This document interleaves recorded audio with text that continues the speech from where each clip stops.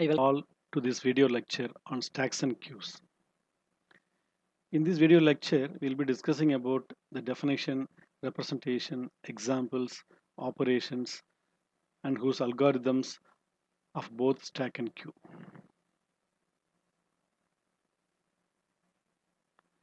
Stack is a linear data structure which follows a particular order, that is last in first out principle or LIFO principle, by which the operations such as push, that is insertion operation, and pop, that is deletion operation, are performed only at one end of the stack, as you can see here.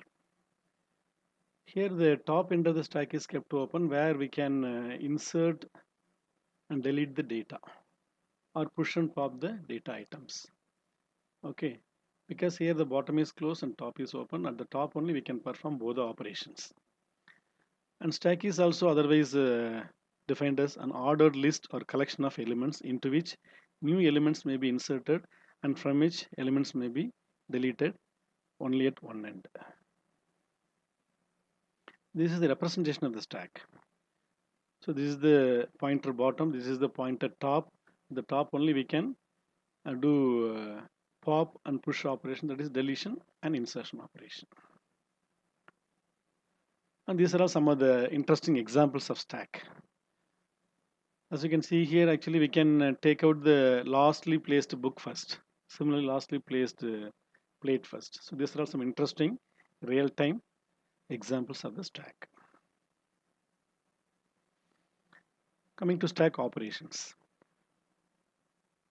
There are many operations performed on stack. The important operations are push and pop. Okay, you see here, initially the stack is empty assume and we push the data item 1, then we push data item 2 and data item 3 and we pop out the data item 3. You see here, we do all these operations only at the top end of the stack. So 3 is lastly pushed, so we could only delete the lastly pushed data, that is 3 can be taken out first. And actually see here the top is the pointer which always indicates the top of the queue, that is up to which the stack is full or up to which the stack is utilized. Here actually we have the size of the stack is 5, that is 5 locations are there right from 0 to 4. We have one more location free, but the top pointer is the location 3, so that means up to the location 3 the stack is utilized. Okay, so we can say the pointer top is always pointing to the top element of the stack, right? So now let us look at the algorithm for push operation. So here we have 4 parameters, S, top, N and X. S is the name of the stack. Top is the pointer, top pointer. N is the size of the stack. That is number of elements the stack can be able to accommodate. And X is the element to be inserted into the stack. Okay, so as the first step, we should first of all check whether the stack is full or not. If the stack is full, we cannot be able to insert any more element. So that is the thing which we are checking in the very first step of the push algorithm. So you take the first example here. So now actually the location has been from 1 to 5, whether it is 0 to 4 or 1 to 5. So number of the size of the stack is assumed to be 5 in this example, either 0 to 4 or 1 to 5. Okay, I have taken 1 to 5. You see now, in this example, the assumption is that the stack is having 2 elements already stored into it. So the pointer top is pointing to the second element of the stack. So now it is checking the first condition. If top is greater than or is equal to n. So n is assumed to be 5 in this case. Am I right? Top is what? 2. So 2 is not greater than or is equal to 5. So the condition fails. That means what? The stack is not full. So since the condition fails, it comes to the next step.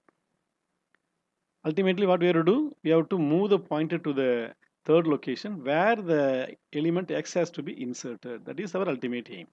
That is what we are here it is doing. So top pointer is adjusted by one location. Top is equal to top plus 1. So currently top is equal to 2. Because of the second step, top becomes 3. So the pointer is moved from location 2 to 3. Now we can insert the element X. S of top. S of top, that is S of 3 is equal to X. So S of 3 is equal to X. X I am assuming is 75. So now what is happening? So in the location 3, the value of X 75 is pushed or stored or inserted. So now our job is over. Then return back to the calling program. So this is the algorithm of the push operation. So let us take another example, typical example, where we keep the stack full and see what is happening. So now in the second example, I am assuming the stack is full. All the 5 locations have been filled up. And the pointer top is pointing to the top of the element. Okay, top of the stack. Okay. Now you check if top is greater than or is equal to n. So top is 5, n is also 5. So condition satisfies. That means stack is full. So there is no space further to insert any more element. So ultimately it has to say stack overflow. This condition is called a stack overflow. So it will write stack overflow and return back to the calling program. It won't go further to the succeeding steps. Fine. So now let us move on to the other algorithm pop. Okay. Pop of S comma top. S is the name of the stack. Top is the pointer. So before popping out an element from the stack, what we have to check? We have to check for underflow. Suppose if the stack is empty, then we cannot take out any data. So that is the first condition. If top is equal to 0. Okay, but in our first example, our top is pointing to the third element. So top is not equal to 0. Suppose if the stack is empty, what will happen? You see the second example, if the stack is empty, then the pointer top is pointing to the location 0.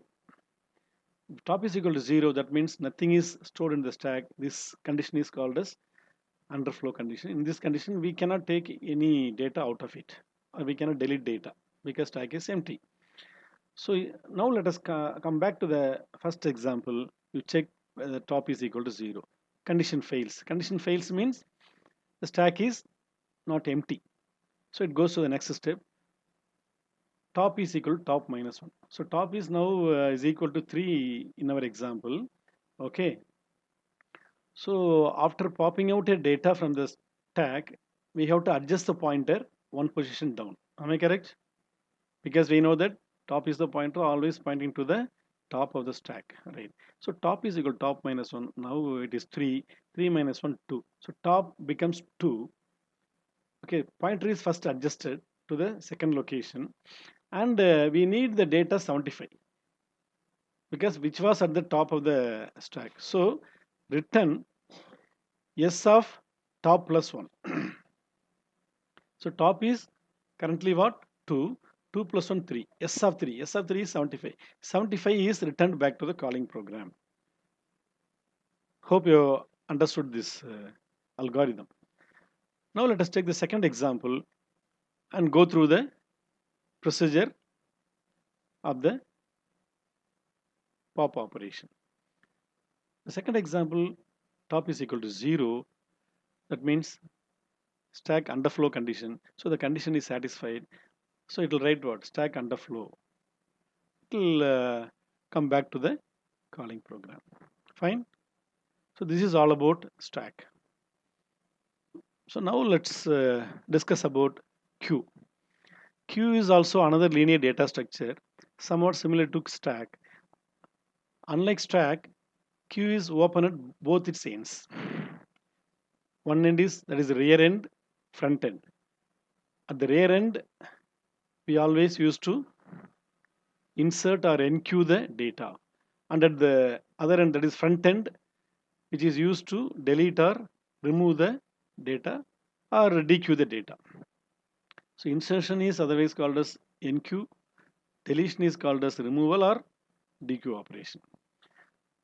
So that is why, since both the ends are open in the case of Q, this follows the principle of first in, first out. Okay. So at the rear end, you can see the illustration. At the rear end, the data is inserted. At the front end, data is deleted. And these two are pointers: rear pointer, front pointer.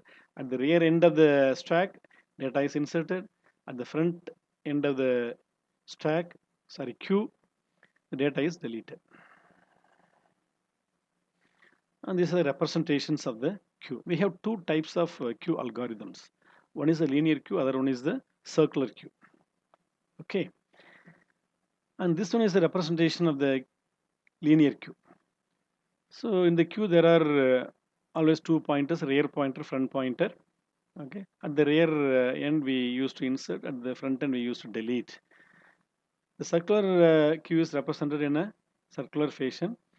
So physically, the memory locations are in the sequential fashion, but this is the logical representation. That is, while we are dealing with the algorithm, here, as you can see here, the front and rear pointers are moved in a circular fashion. Circular fashion. So because of this one, it is having some advantages when compared to the linear queue that we will see later when we discuss about the algorithms. Right.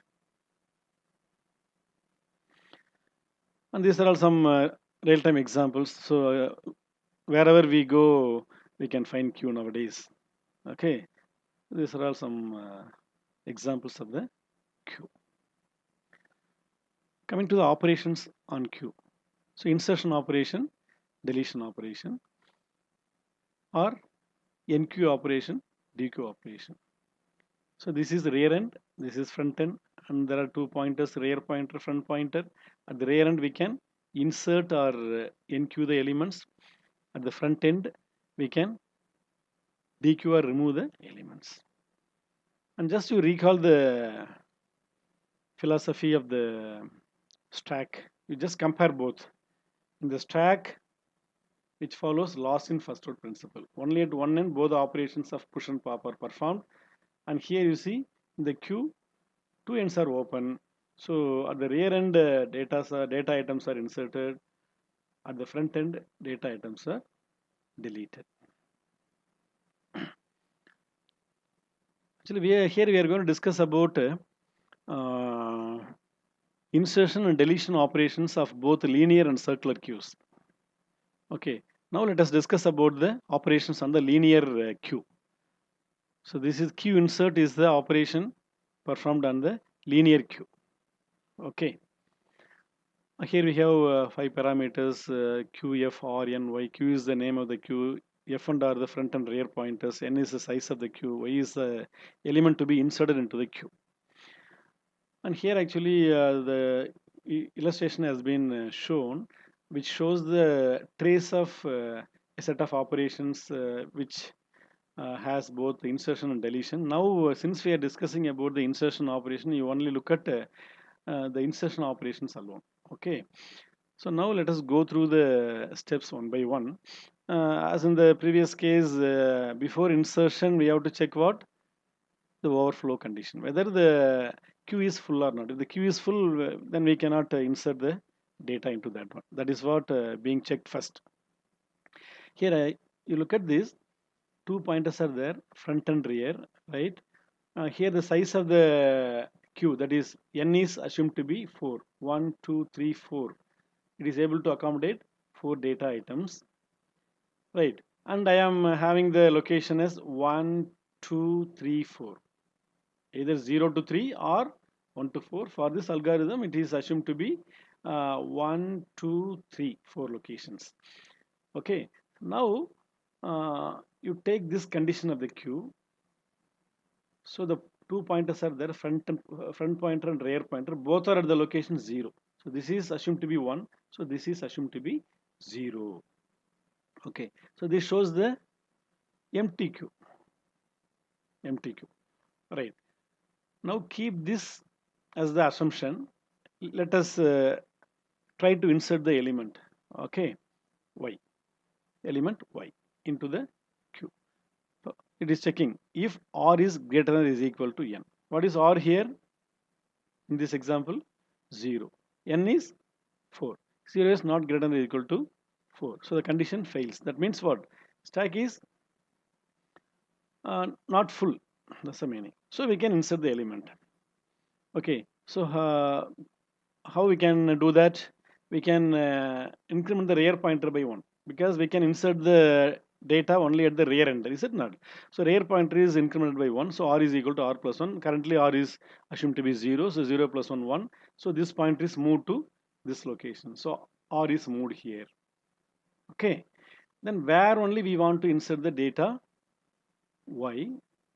In Y we have stored the element A which is to be inserted, right? Then it comes to the next step. Q of R is equal to Y. What is R now?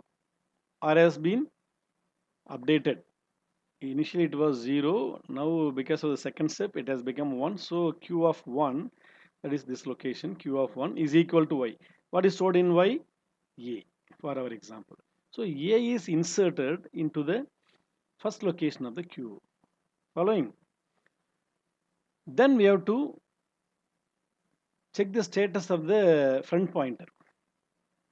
Okay, if f is equal to 0, then we have to adjust the front pointer to the first location, because initially when the queue is empty, both the pointers are pointing to the 0th location. But since we have inserted an element, right, we have to move that pointer also. So front pointer is also moved here. So this condition is applicable only for the queue is empty. So it's a typical example. That's why I have taken this first. If in this case f is equal to 0, is it not? So we have to adjust the pointer from the location 0 to 1. Fine. So now both the pointers are locating the first element A. Okay. Now you take some other, you assume some other condition of the queue and check the flow of the queue insert algorithm on the linear queue. You take the last but one case. Right. So the front pointer is pointing to the location 3, and the rear pointer is at the 4th location. Now we try to insert one element. Now it is checking if r is greater than or is equal to n. What is r here? R is 4, n is also 4. So the condition is satisfied. That means what? Q is full. Here we cannot insert any more element. But you look at the condition. Physically it is having two more elements, two locations free. We can insert two more elements, but because of the linear queue insert algorithm, it is not possible to insert any more data even though the queue is having some free locations. That is a disadvantage of the linear queue. This problem is overcome in the circular queue that we will see later. You'll understand better. Following. So now as far as this condition is considered, the first condition is satisfied, so it will simply say queue overflow and return back to the calling program. Got it? Then coming to the delete algorithm on queue delete algorithm. QFR, Q is the name of the queue, and F and R are the pointers for front and rear, right? And we know that before deleting an element, we should check whether the queue is empty or not. If it is empty, then we cannot take any element. That is not possible. The data is available, we can delete it. So again, let us consider the first case, okay, empty case, and check here the first condition. If f is equal to 0, yes, f is equal to 0. So the condition is satisfied. That means what? Nothing is available in the queue, so we cannot delete any data item from that one. Okay. So since this condition is satisfied, it writes the statement underflow, queue underflow. It will come back to the calling function. It won't go further to the following steps. Right. Now you come to some other example of delete operation. Say, let us take this one. Okay. Assume this condition. So this is the condition of Q, and we try to delete one element. We would like to apply the Q delete algorithm, linear algorithm, and the status of the queue is like this. Okay. Now you go through the steps. If f is equal to 0, in this case f is not equal to 0, f is equal to 1. So condition fails. That means data elements are available in the queue. That's the meaning. It goes to the next step. Y is equal to Q of F. What is F now? 1. So Q of 1. What is Q of 1? A. So A is moved to the variable Y. Okay. Then Q empty. Suppose if there is only one element in the queue, then we should make the queue empty, and accordingly we have to move the rear and front pointers. That is what it is checking here. If F is equal to R, no. F is 1, R is 3. So this condition fails. So it will come to the else case. Else case. F is equal to F plus 1. Why this is performed? Because we are deleting the element A, so the front pointer should be adjusted to point to the next element. That is why the front pointer alone is adjusted here. Okay. Then return of Y. What is Y? In Y, A is available. Already in Y, A was stored, so that already stored value in Y is returned back to the calling function. So A is returned back to the calling function, and the pointers are adjusted. The front pointer alone is adjusted here. Since A is removed from the queue, it is pointing now to the B. That is next element. So if you again perform the operation Q delete on the queue in this condition, B will be removed and this pointer will be moved to this one. Now here actually only one element is there in the queue. Now in this condition, if you apply this Q delete linear Q delete algorithm, what will happen? It will remove this. After removing, what we have to do? We have to keep both the pointers at the location 0. That is why here in the third step you see here, if F is equal to R, yeah, F is equal to R here. F is 3, R is also 3. So after removal of the element C, both the pointers should be placed at the location 0. If F is equal to R, F is equal to R is equal to 0. Both are brought to the location 0 and return Y. So C will be returned. Fine. So now let us move on to the circular queue operations. Circular queue insert, the same kind of parameters. Okay, slight modifications are there in the algorithm. First it is checking. You take the first case, okay, and I am trying to insert the element A. If R is equal to N, what is N here in our example? 4. What is R? R is 0. 0 is not equal to 4. So the condition fails. It will come to this one. So R is equal to R plus 1. So it will keep the pointer R at the location 1.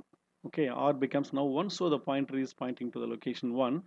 And now it is checking for overflow. If F is equal to R, no. F is 0, R is 1. So this condition is not satisfied.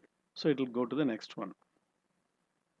Okay, here it is actually checking what? It is checking for the overflow condition. Whenever, generally, whether it is queue or stack, whatever, circular queue or linear queue, we should check the condition of overflow before the insertion of any element. That is what being checked here.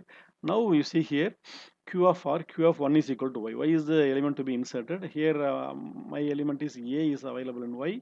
That is A is to be inserted. A is moved to Q of 1. So Q of 1 is stored with A. Okay. Then it will check for the position of the front pointer as in the previous case. If F is equal to 0, so this applies only for the empty condition of the queue. Here it is assumed to be empty. So if F is equal to 0, yes, true. So the front pointer is moved to the first location. After the insertion of the element, first element into the queue, both the pointers are now pointing to the first location. Right. You take some other example, typical example.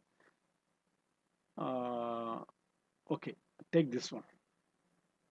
So this is the condition of the queue when we are going to apply the circular queue insert algorithm. So according to the linear queue insert algorithm, you see it will check the status of the rear pointer only. If the rear pointer is pointing to the last location of the, that is nth location of the queue, it will simply say queue overflow. Even though there are space available to insert the elements, is it not? We have seen already. But now this problem is overcome in the circular queue algorithm. Let us check it. If R is equal to N, no. Then R is equal to R plus 1. So now you see R is equal to 4 R is equal to 4, N is equal to 4. So a condition is satisfied. Yes, fine. R is 4, N is 4. Okay, condition is satisfied. So the rear pointer is placed at the first location. This is not happening in the linear queue insertion operation. Got the point or not? So now, since R is equal to N, that is both are 4, so it keeps the rear pointer to the first location. R is equal to 1 now, right?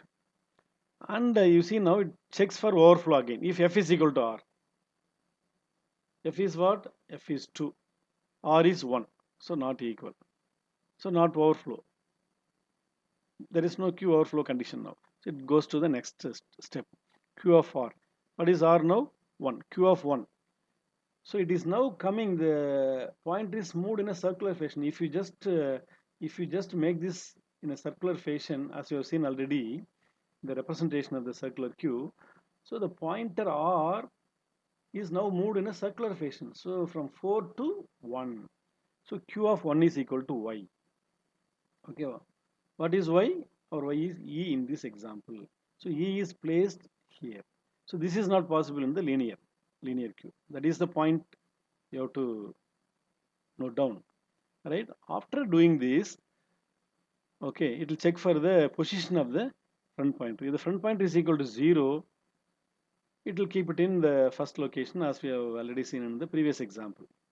Okay, but now it is not so. The front pointer is not pointing to the 0th location, rather it is pointing to the second location. Okay, so it will return back to the calling function after the insertion of the element E. All right, so this is the advantage of the circular queue. Since there is a space, we could have inserted the element. This is not possible in the linear queue. That is the point you have to understand, right? Once again, I am telling. Then going to the circular queue delete operation. Okay. The same condition we have to check for underflow. Let us take the first example. Q is considered to be empty and F is equal to 0. Condition is satisfied. So it says Q underflow. It will go back to the calling program. Right. You take some other example. Yeah. You take this one. This condition. Now it checks for F is equal to 0. F is 1. R is 4. F is 1. So 1 is not equal to 0. Condition fails. It will go to the next one. So Y of so Y is equal to Q of F. So Q of 1. So A will be stored into the variable Y, and it checks for Q empty condition. If F is equal to R, no. F is 1, R is 4. It is not so. It is not so. So the condition fails. So it will come to the it will come to the next one. Okay. Increment. The condition is failed. Okay. The condition is here. The condition is failed. So this will not happen. Rather, this will happen. Return of Y. What is Y? A. A will be returned back to the calling function. After that, it has to adjust the pointer. No, that's what it is checking. If F is equal to N, F is equal to N. If F is equal to N, it's not so here. If F is equal to N, then it will place the front pointer at the first position. Here it is not so, the condition fails, so it will come to the else case. F is equal to F plus 1. Previously it was 1, now it has become 2. Since the element A is removed, the pointer front is adjusted to locate the second element. Return of Y. Okay. So that is all about the stacks and queues. And thank you for your patient listening. Thank you.